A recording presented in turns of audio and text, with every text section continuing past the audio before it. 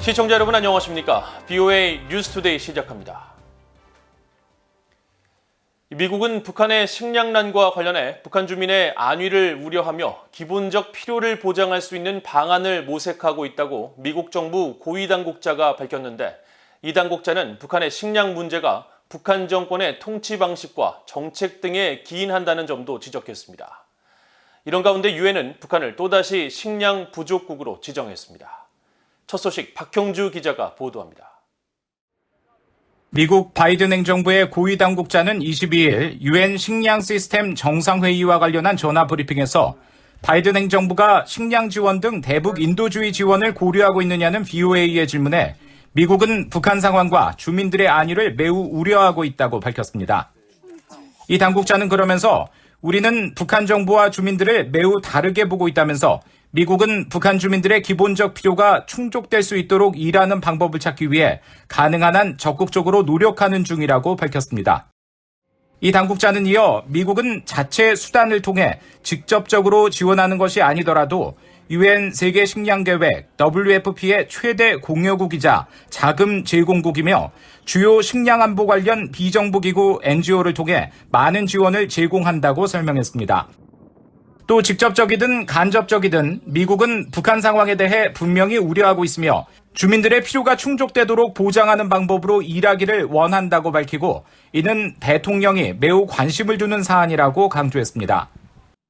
바이든 대통령은 앞서 지난 21일 유엔 총회 연설에서 북한 문제와 관련해 한반도의 완전한 비핵화를 위해 진지한 외교와 구체적인 진전을 추구한다면서 한반도와 영내 안정과 함께 북한 주민의 삶 개선을 언급했습니다. We seek serious and sustained diplomacy to pursue the complete denuclearization of the Korean Peninsula. We seek concrete progress toward an available plan with tangible commitments that would increase stability on the peninsula and in the region, as well as improve the lives of the people in the Democratic People's Republic of Korea. 이 고위 당국자는 이어 북한 식량 문제에 대한 원인으로 북한 정권의 통치 방식 문제 등을 지적했습니다. 북한 주민들의 굶주림은 단순히 공급망 문제 때문이 아니라 북한 정부의 통치 방식과 정책, 충돌, 다른 도전 등 여러 부분에서 기인한다면서 식량난에 대한 북한 정부의 책임을 설명했습니다. 또 과거 북한이 식량 문제에 직면했을 때 미국이 나서 지원을 제공한 사례를 거론하기도 했습니다. 이런 가운데 유엔 산하 세계 식량농업기구 FAO는 23일 발표한 분기 보고서에서 북한을 또다시 외부 지원이 필요한 44개 나라에 포함했습니다. 세계 식량농업기구는 북한을 전반적으로 식량에 대한 접근이 어려운 국가로 분류하며 대다수 인구가 다양하지 못한 낮은 수준의 식량 섭취로 고통받고 있다고 지적했습니다. 또 올해 주요 수확철인 10월과 11월 일시적으로 상황이 개선될 것으로 전망하지만 신종 코로나 바이러스 여파 등 경제적 제약 때문에 북한 주민들의 식량 안보 취약성은 더 커졌다고 지적했습니다. BOA 뉴스 박형주입니다. 한국의 제1야당인 국민의힘 이준석 대표 등 의원 대표단이 미국을 방문해 미국으로 망명한 탈북민 가족과 북한 인권단체 대표를 만났습니다. 이들은 북한 인권 문제는 정치나 이념, 이익 차원이 아니라 인류 보편적 차원에서 다뤄야 한국과 북한이 공동 번영하고 한반도 평화도 앞당길 수 있다고 강조했습니다. 김영권 기자가 취재했습니다. 미국 워싱턴의 한 호텔에서 한국의 제1야당 국민의힘의 이준석 대표와 영국 주재 북한공사 출신 태영호 의원, 정진석 국회 부의장 등이 미국에 망명한 북한 노동당 39호실 고위 간부 출신 이종호 씨 가족을 만났습니다. 이 대표와 이종호 씨 모두 인권의 중요성을 강조했습니다. 국익이라는 것은 민주주의를 지키는 것이 국익이다. 그리고 인권을 지키는 것이 국익이다. 저는 그렇게 생각합니다. 사실 인권을 떠난 평화가 있을 수 없다. 저는 그렇게 생각합니다. 북한에 자유도 없고 인권도 없는데 평화를 얘기하는 것은 사실 언어 도단이라고 생각하고 있습니다. 북한 주민들에 대한 인권 유린과 관련해 김정은 국무위원장 등 북한 정권의 책임을 제기해야 한다는 견해도 나왔습니다. 우리가 지금 북한 대북 정책을 얘기를 할 때 북한 지도자는 무슨 너네 국민을 살리기 위해서 어떤 일을 하나 이런 문제를 제기해야 된다고 이렇게 저는 보거든요. 인권 문제에 대해 가지고 북한에서 있었던 일들에 대해 가지고는 저희가 정확히 기록하고 또 그리고 나중에 처벌까지 해야 된다 이런 생각을 가지고 있습니다. 지금까지의 잘못도 잘못이지만 앞으로 자행되는 모든 잘못은 나중에 개개인이 정확하게 책임을 지게 될 것이라는 것을 엄중하게 경고해야 된다고 생각합니다.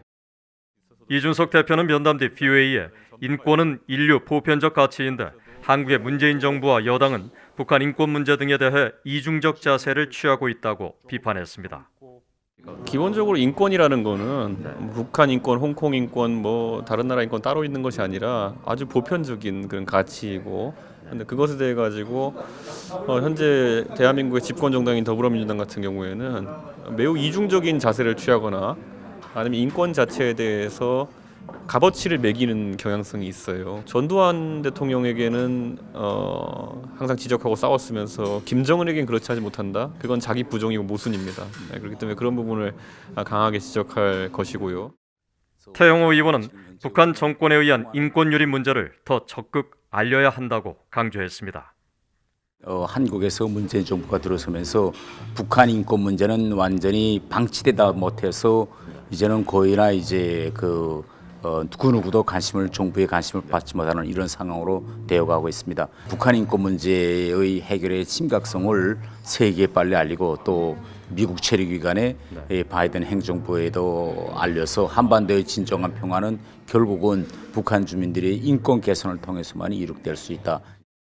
북한 인권 문제에 대해 한국 정부와 여당은 남북관계 개선과 한반도 평화 정착이 북한의 실질적 인권 개선으로 이어질 수 있다는 입장을 유지하며 2019년부터 유엔의 북한 인권 결의안 공동 제안국에 불참하고 있습니다.